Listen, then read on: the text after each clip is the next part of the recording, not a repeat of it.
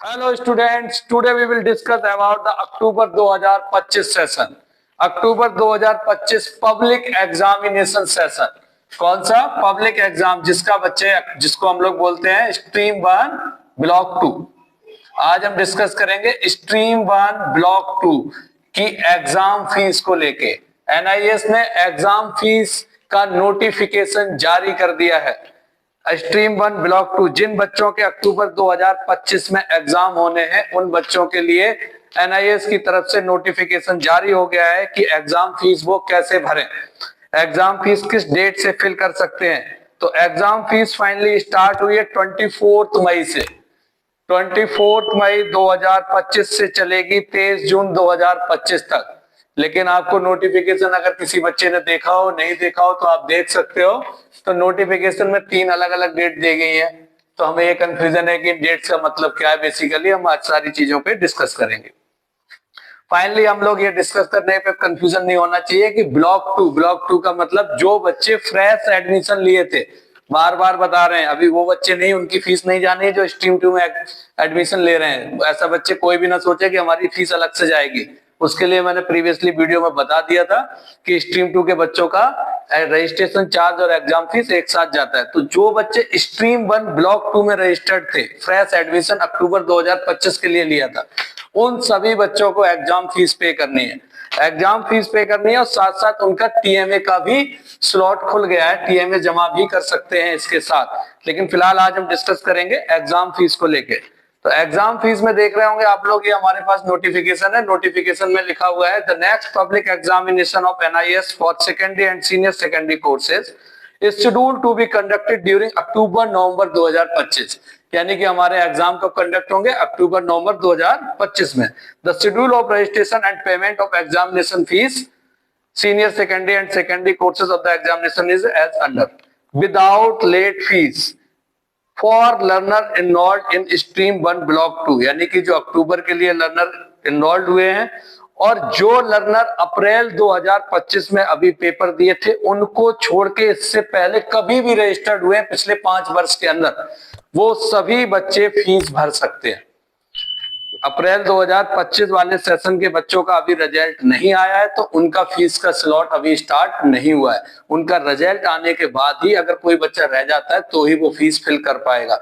लेकिन अप्रैल 2025 में यदि कोई बच्चा रजिस्ट्रेशन किया था बट उसने एग्जाम फीस नहीं भर पाई थी तो वो बच्चा भी एग्जाम फीस भर सकता है। लेकिन जिसने एग्जाम फीस भर दी थी, पेपर नहीं दे पाए या पेपर दे चुका है, किसी पेपर में डर लग रहा है कि हम पता नहीं पास होंगे, वो अभी फीस नहीं भर सकता है।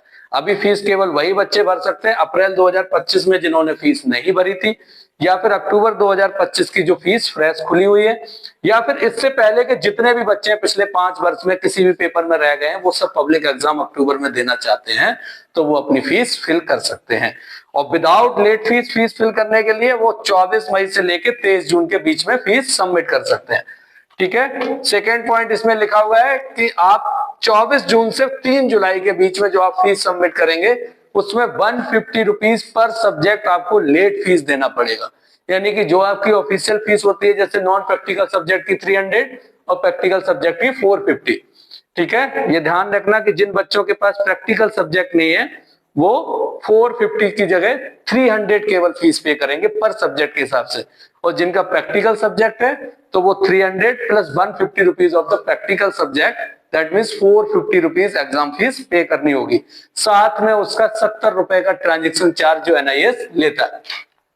ठीक है। इसके बाद अगर आपने 3 जुलाई तक भी फीस नहीं फिल कर पाई तो आप नेक्स्ट सेट में अगर फीस जमा करेंगे 4 जुलाई से 13 जुलाई के बीच में, तो आपको टोटल फीस जो फ्रेश आ रही थी यानी कि 300 नॉन प्रैक्टिकल के लिए और प्रैक्टिकल के लिए 450, उसको ऐड करेंगे और उसके साथ 1600 रुपीज की लेट फीस देनी पड़ेगी।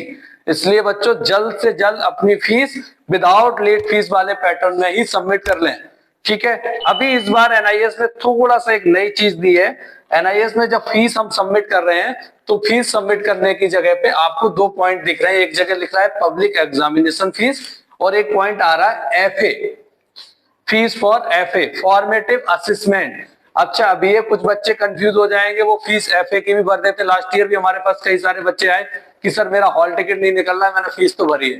अच्छा, उन्होंने फीस भर दी एफए की, फॉर्मेटिव असेसमेंट की, उन्होंने एग्जाम फीस भरी नहीं थी। जब एग्जाम फीस नहीं भरी तो उनको अलाउ क्यों करेगा एनआईएस? तो उन्होंने इसीलिए एनआईएस ने अलाउ नहीं किया। तो एफए होता क्या है, इसके बारे में हमने पहले भी डिस्कशन किया, एफए और एसए ड्यूरिंग द प्रैक्टिकल जो हमने शेड्यूल बनाया था। तो FA formative assessment, formative assessment यानी कि जैसे कि अभी अप्रैल 25 का बच्चा था, उसने एग्जाम फीस नहीं भर पाई थी, अब वो अक्टूबर में पेपर देना चाहता है, वो अभी एग्जाम फीस भरेगा।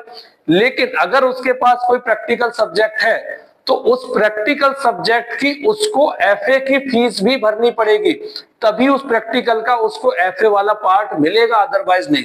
लेकिन जो बच्चे अक्टूबर 2025 में पहली बार एनरोल्ड हो रहे हैं, उन्हें एफए की फीस भरने की जरूरत नहीं है, वो केवल एग्जाम फीस भरेंगे, क्योंकि फर्स्ट अटेम्प्ट में आपको एफए और एसए दोनों ही मिलते हैं, summative assessment and formative assessment for the practical. तो अक्टूबर 2025 में जो पहली बार एनरोल्ड बच्चे हैं वो फीस भर रहे हैं, उनको एफए की फीस नहीं भरनी है। एफए की फीस उन बच्चों को भरनी है जो बच्चे इससे पहले एनरोल्ड थे और इस सेशन में एग्जाम देना चाहते हैं और अपने प्रैक्टिकल में एफए और एसए दोनों के मार्क्स चाहते हैं। ऐसे बच्चों को ही केवल एफए की फीस भरनी है, ध्यान रखना स्पेशली। एक और इंपॉर्टेंट पॉइंट इसमें दिया है एनआईएस ने, the important point is that कि यदि किसी बच्चे ने पिछली साल 10th कंप्लीट की है अप्रैल 2024 में और वो रजिस्टर्ड है एनआईएस में रजिस्टर्ड है, तो उसकी 12th कंप्लीट होगी अप्रैल 2026 में। तो यदि ऐसा कोई बच्चा अक्टूबर 2025 में पूरी फीस भर देता है तो वो उसकी फीस जो है वो कंसोलिडेट नहीं होगी, उसको केवल 4 पेपर का ही अलाउ किया जाएगा, 5वें सब्जेक्ट की फीस उसकी कंसोलिडेट नहीं होगी।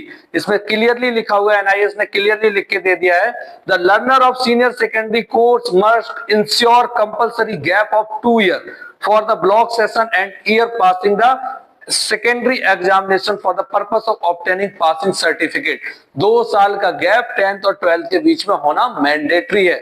इसके अतिरिक्त आपको कोई भी एडिशनल जानकारी चाहिए, किसी भी प्रकार की कोई भी समस्या है, फीस भरने को लेकर समस्या है, तो हम आपको बार बार बताते आ रहे हैं, आप हमारे दिए गए नंबर पे व्हाट्सएप करिए, हमसे कनेक्ट करिए और हम आपको पूरी जानकारी देंगे और आपको फीस भरने में पूरा आपका सपोर्ट करेंगे, ताकि आपको प्रॉपर गाइडलाइंस के साथ आप फीस भर सकें और आप कंफ्यूज ना हो और आप अपने पेपर को इजिली कंडक्ट कर पाए।